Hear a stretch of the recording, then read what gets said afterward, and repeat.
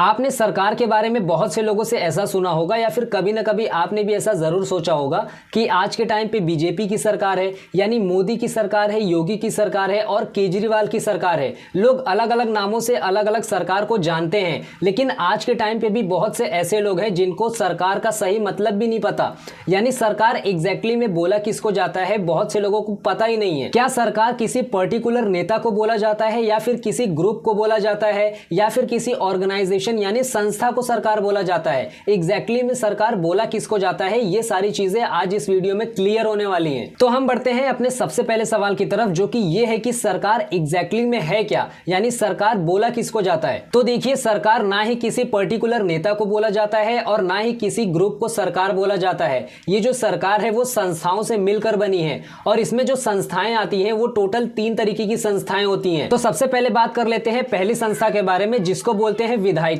अब विधायिका का क्या काम होता है, तो देखिए जितने भी नियम कानून बनाए जाते हैं वो सारे के सारे इसी के जरिए बनाए जाते हैं।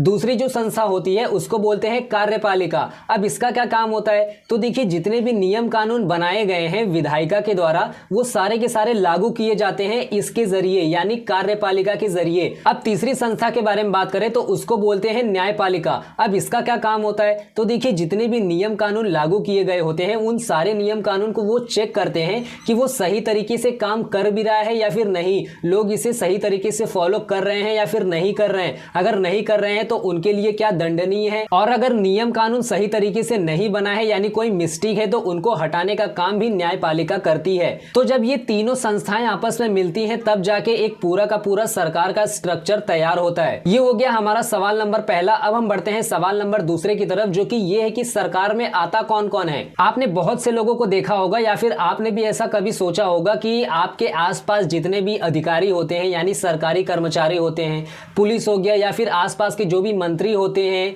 या फिर कोई भी अधिकारी होता है, लोग उनको ही अपना सरकार समझ बैठते हैं। तो हमारे आसपास के जितने भी सरकारी कर्मचारी होते हैं या फिर छोटे बड़े जो मंत्री होते हैं ये ही हमारे सरकार होते हैं। तो देखिए ऐसा बिल्कुल भी नहीं होता, वो भी सरकार है लेकिन सिर्फ वही सरकार है ऐसा बिल्कुल नहीं है। अगर ये चीजें अभी भी आपको नहीं समझ में आई तो हम एक एग्जांपल से बात करेंगे। मान लो ये मेरा शरीर है और ये मेरे शरीर में ये मेरा हाथ हो गया, ये मेरी नाक हो गई, ये मेरा सर हो गया। ये क्या है, ये हमारे शरीर का अंग है। ये पूरा शरीर नहीं बोला जाएगा इसको बोला जाएगा ये शरीर का अंग है।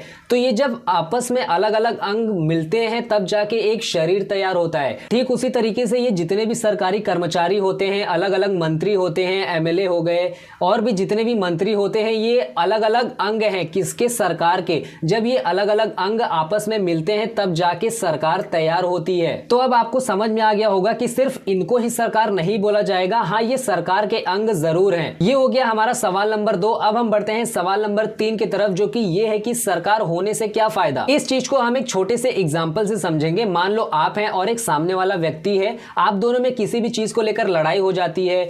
हो सकता है भाषा के बीच में लड़ाई हो जाए या फिर दो धर्मों के बीच में लड़ाई हो जाए या फिर जात पात को लेकर लड़ाई हो जाए या फिर कोई किसी का मर्डर कर दिया, कोई बहुत बड़ा क्राइम हो जाता है। तो इन सारे जो प्रॉब्लम्स होते हैं इनका सॉल्यूशन कहाँ मिलेगा। इसी चीज को सोचकर जो पहले के लोग हुआ करते थे तो उस टाइम पे क्या होता था कि पहले के टाइम पे सरकार नाम की कोई चीज नहीं होती थी। इस चीज को लेकर जो पहले के लोग हुआ करते थे उन्होंने सोचा कि इतने सारे जो क्राइम होते हैं, जो गलत काम होते हैं, इनका समाधान कहाँ पर होगा और कैसे होगा। इसे ही ध्यान में रखकर वो जो समाज था उन्होंने क्या किया कि संस्थाओं का निर्माण किया, यानी सरकार को बनाया, जिसमें कि सबसे पहले आता है विधायिका जो कि नियम कानून को बनाते हैं, दूसरी आती है कार्यपालिका जो कि नियम कानून को लागू करती है और तीसरी आती है वो संस्था जिसको बोलते हैं न्यायपालिका, जिसका काम होता है कि इन सारे नियम कानून को चेक करती है, जैसा कि हमने इस चीज को पहले ही क्लियर कर दिया था। अब हम बढ़ते हैं अपने अगले सवाल की तरफ, जो कि ये है कि अगर ये सरकार नहीं होती तो इससे हमारा क्या नुकसान होता। तो देखिए अगर सरकार नहीं होती तो आज के टाइम पे जो क्राइम रेट होता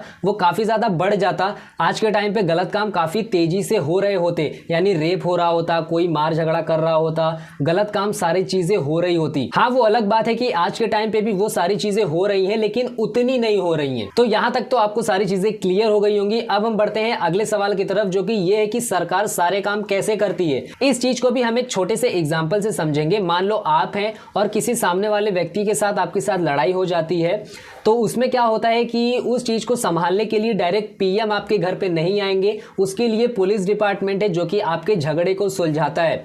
और उसमें मान लो किसी का सर फूट जाता है तो उसके लिए सरकारी अस्पताल है, मान लो किसी बच्चे को स्कूल जाना है तो उसके लिए सरकारी स्कूल है, अगर आपको पैसे का लेन देन करना है तो उसके लिए अलग से सरकारी बैंक डिपार्टमेंट है। तो ये सारी चीज़ें अलग अलग डिपार्टमेंट्स बनाई गई हैं आपके प्रॉब्लम को सॉल्व करने के लिए, बस आपको सही तरीके से मदद मांगनी आनी चाहिए। सो मेरे हिसाब से आपको सारी चीजें क्लियर हो गई होंगी, अगर नहीं हुई होंगी तो आपको क्या करना है कि इस वीडियो को वापस से देख लेना है। फिर मिलते हैं हम नेक्स्ट वीडियो में, तब तक के लिए हंसते रहिए, खेलते रहिए और मस्त रहिए।